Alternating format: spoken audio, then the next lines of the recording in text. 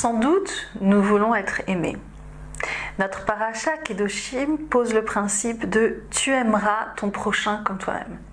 Ce principe qui fait l'unanimité et qui a été repris de façon très puissante par le christianisme comme quelque chose de central à travers le principe de l'amour et qui a donné lieu parfois à une opposition, à la projection d'une certaine opposition qui ne correspond pas forcément au cœur du judaïsme, mais une certaine opposition avec le christianisme qui serait l'amour, par opposition au judaïsme qui serait la loi. Alors qu'en est-il vraiment dans notre paracha Kedoshim?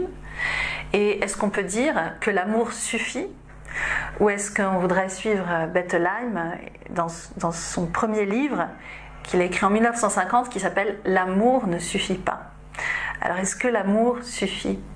Dans notre paracha, donc nous sommes au chapitre 19 du Lévitique, au verset 18, on nous dit « Lotikom velotitor et bene amecha, ne te venge ni ne garde rancune aux enfants de ton peuple, ve'ahavta lireacha kamocha, et tu aimeras ton prochain comme toi-même, Ani Adonai, je suis l'Éternel ».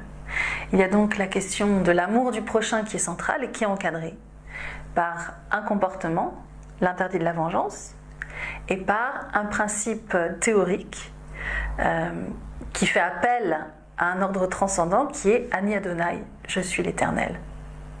Comme si le principe de l'amour du prochain devait être encadré par des comportements et par une conception de quelque chose qui nous dépasse. Et c'est ce qu'on retrouve dans le commentaire de Bereshit Rabbah, qui reprend vraiment ce que dit Rabbi Akiva. Rabbi Akiva dit tu aimeras ton prochain comme toi-même, c'est le grand principe de la Torah. Et Ben Azai dit Ze Sefer Toldot Adam, Ze Klal Gadol Misé, le livre de l'engendrement de l'humanité est plus important, est un principe encore plus important. Comment est-ce que l'histoire de l'engendrement de l'humanité est encore plus importante que aimer son prochain comme soi-même? Qu'est-ce que c'est que cet engendrement de l'humanité? Quelle est cette importance de l'histoire qui fait qu'on arrive à la conclusion évidente du respect du prochain également?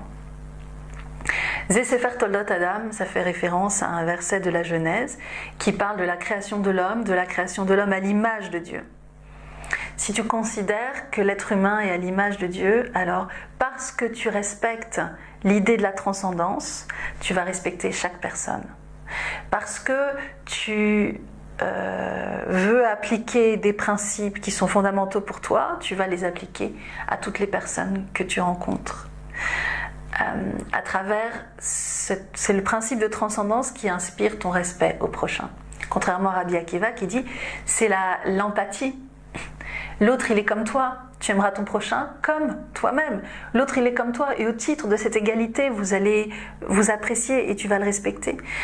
Est-ce que, c'est ici la question qui est posée, est-ce qu'on respecte les autres en fonction de principes transcendants ou est-ce qu'on respecte les autres parce qu'on s'identifie à eux? Il n'y a pas forcément besoin de trancher, les deux sont certainement valables.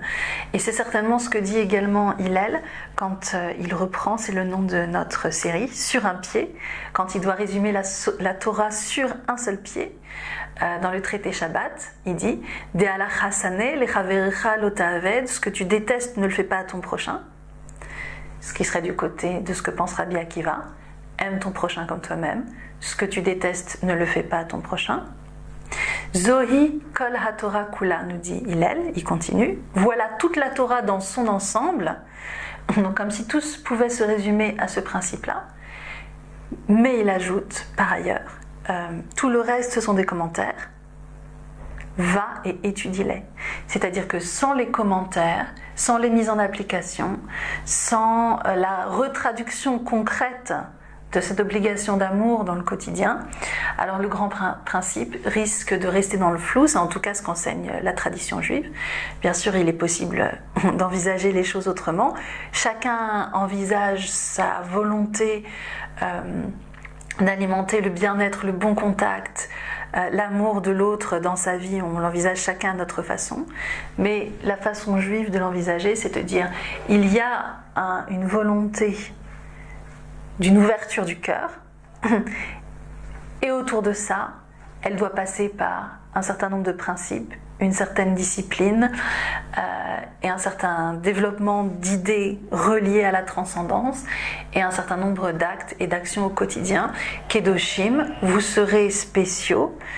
On est spéciaux dans le fait qu'on entretient cette capacité d'amour et à travers un certain nombre de commandements, pour le judaïsme, des commandements aussi qui sont de l'ordre de la discipline